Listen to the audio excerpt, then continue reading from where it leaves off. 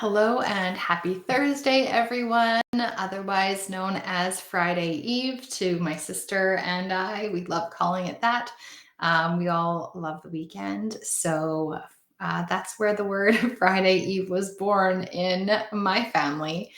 But, anyways, I'm glad you're able to join me today. I'm going to share one of my absolute favorite new recipes with you. We're talking about some joint friendly Salisbury patties recipe. And I'm going to give you some information about some of the main ingredients and how it can benefit you. So, before we get started, though, for those of you who aren't familiar with who I am, my name is Jessica Melnick. I'm a registered holistic nutritionist, the founder of the Happy Joints Arthritis Solutions Group, as well as the Anti Arthritis Method. And I help both women and men with various forms of arthritis get back to living life the way they choose to, not the way they have to.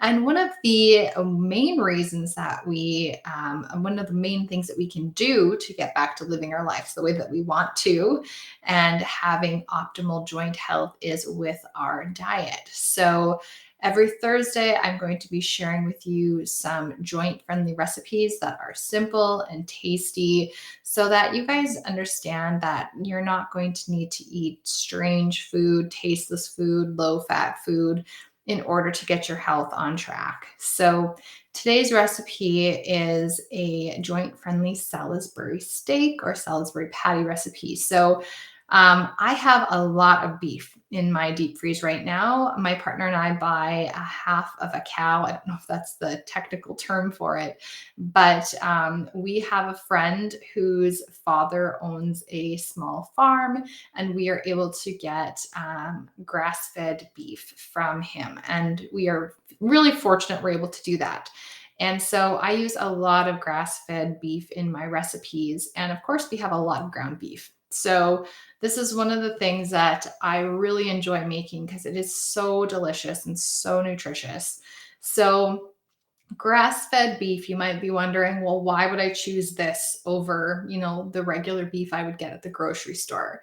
So with grass-fed and grass-finished beef, we are getting a much higher quality of meat.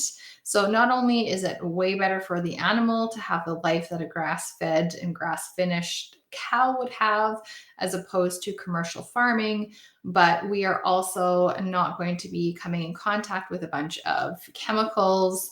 And also, they're not fed oats and other grains. So we have a leaner cow, but the fat that comes out of the grass fed cow has a high amount of omega-3 fatty acids, which usually can only be found in like fatty fish or certain seeds like flax seeds and walnuts as well. So it's just harder to find omega 3s.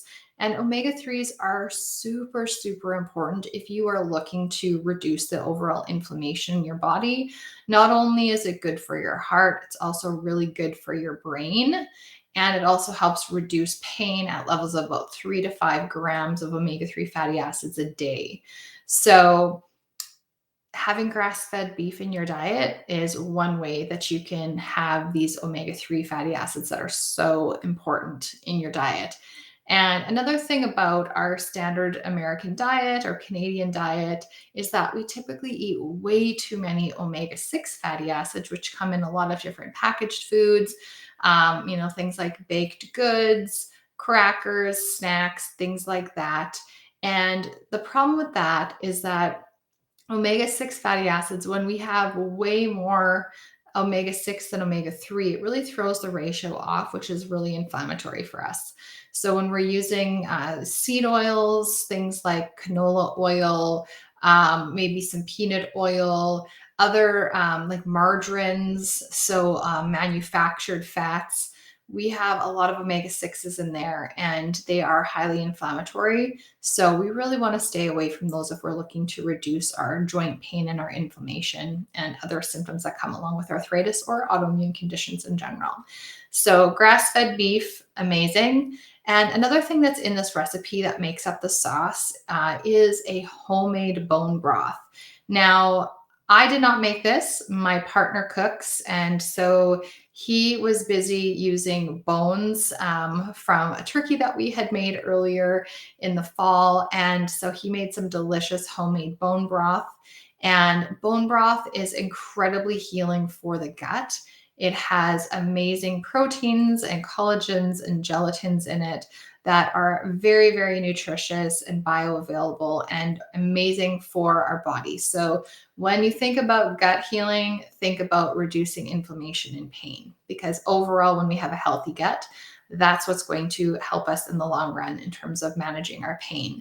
And not only that, it's really tasty. So, if you don't have time though, or the desire to make your own bone broth, you can buy it at a lot of health food stores.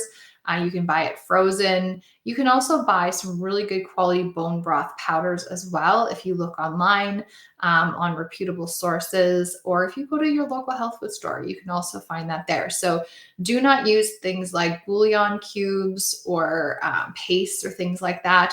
Those are full of really inflammatory things like MSG. Often they have hidden gluten in them as well, which you definitely want to avoid if you have arthritis or autoimmunity. And just, yeah, all sorts of chemicals and other nasty things that are inflammatory that you're going to want to avoid. So, the traditional broths that you might get in the aisles of your grocery store, it's usually just a bunch of chemicals, preservatives, salts that aren't healthy for you, and MSG. So, make your own or go to your health food store and ask one of the people who works there for a good quality bone broth. You can thank, you're going to thank yourself for making that switch. And also, one of the other key ingredients in this recipe is mushrooms. Oh my goodness, you guys. Mushrooms are absolutely amazing. They have anti cancer properties in them, they increase our energy. They are good for our heart. They are good for our brain function. And they're also really good for immune function. So, for those of you who are dealing with an autoimmune form of arthritis, like I have, our poor immune system has been so confused for so long. So, it's going to love the support of some amazing mushrooms.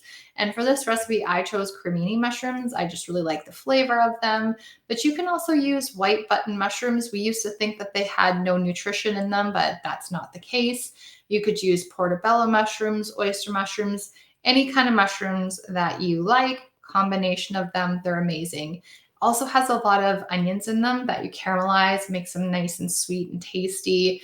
Onions are also amazing for us as well. They have anti-cancer properties. Yeah, just an amazing food, and garlic as well. So garlic and onions are two of the best things that you can consume as far as antioxidants, anti-cancer, anti-fungus, antibacterial, you name it. Super, super good for us. And you want to get those in your body. So this recipe has all of these super healthy ingredients in them. And not only that, it's super easy. And you can double the recipe really, really easily. You just need 2 pans to cook it in. So all you're going to do is you're going to mix your beef with a few different spices. You're going to put some avocado or coconut oil in a pan. I love using cast iron. We have a gas stove. So, for those of you who haven't tried cast iron, if you have the opportunity, oh my goodness, life changing. They just work so well. The heat distribution on them is amazing, and a well-seasoned pan is going to serve you well forever. They never wear out. They never, like I said, you're going to have it forever. It's cast iron. And yeah, it works amazing. You can go from stovetop to putting it in your oven. They're really, really versatile. And that's one of our favorite ways to cook. So you're just going to sear these patties on each side for about 3 to 5 minutes. They're still going to be a little pink in the middle. You're going to set them aside. Then you're going to cook your onions and your garlic, and you're also going to bring in your broth. You can thicken it up with some arrowroot powder. For those of you who aren't familiar with what arrowroot powder is, it is a gluten-free starch from a starchy vegetable. So it's a really popular flour that we use in joint-friendly baking because it is grain-free, legume-free, nut-free, seed-free, and has all the things that we need to, or doesn't have all the things that we need to avoid when we are trying to protect our joints and get our body to work like it's supposed to. And it works as a great thickener instead of flour because, again, Gluten is a no-no if you have active inflammation in your body and or autoimmunity. It's not something you want to have as part of your diet. And trust me, there's so many alternatives. It's not as hard as you think it might be to give up gluten. And yeah, it's just that simple. It's that simple. Like I said, you can double the recipe easily if you want to have leftovers to freeze for meals the following week. I typically do a lot of batch cooking like that. I rarely, if ever, make a single batch. I usually always make at least two so I can freeze half of it to have for the following week or even later in the week, depending on how fast we go through the food that we make. So it's all about saving yourself time, making your life easier. And yeah, so give this recipe a try. I have included it in the YouTube link. Once I upload this to YouTube, the YouTube link is going to have the recipe link in there. I also have it in the event post. And I will stick it below this live video in the Facebook group as well, so you're able to access it easily. It's just a Google Doc that I typed up for you. You can easily download it and print it out and keep it handy. So it's delicious. I hope you guys try it. And if you do, why don't you just send me a message? Let me know what you thought. And I'm also open to other ideas. So if you guys have a recipe that you love and you would like a joint friendly version of it, then let me know. I would be happy to try some new experiments in the kitchen and show that and present that on another one of these Thursday live talks. So with that being said, I hope you all have a wonderful weekend, and Casey and I will see you back here on Tuesday. All right, take care, everyone.